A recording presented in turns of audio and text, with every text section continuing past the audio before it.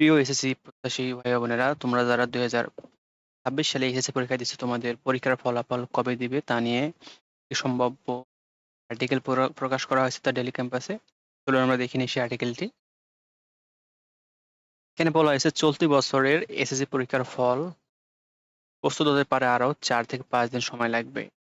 অর্থাৎ তোমাদের রেজাল্ট দেওয়ার আরও 4 থেকে 5 দিন সময় লাগবে। এরপর শিক্ষা মন্ত্রণালয় যখন চাইবে তখনই ফল প্রকাশ হবে। অর্থাৎ শিক্ষা মন্ত্রণালয় 4-5 দিনের পর যেকোনো দিন তোমাদের ফল প্রকাশ করতে পারে।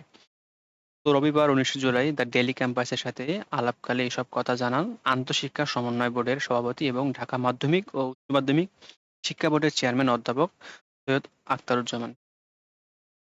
ঢাকা বোর্ড চেয়ারম্যান বলেন, এইচএসসি পরীক্ষার কারণে এবার ফলাফল প্রস্তুত করতে কিছুটা বেশি সময় লাগছে, তবে দ্রুত ফল প্রস্তুতির কাজ এগিয়ে নিয়ে যাওয়া হচ্ছে।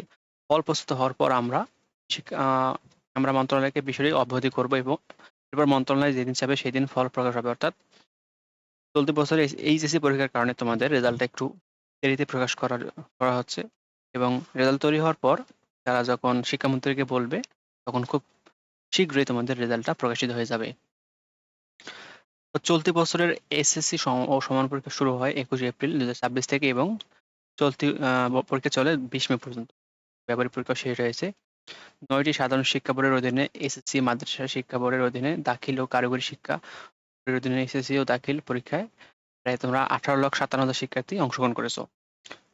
তোমাদের রেজাল্টটা খুব শীঘ্রই প্রকাশিত হবে। তো রেজাল্ট প্রকাশিত কবে হবে? আজকে আজকে থেকে 1 সপ্তাহ পর বা 1 সপ্তাহের মধ্যে তোমাদের রেজাল্ট পেয়ে যাবা। তো ধন্যবাদ সবাই।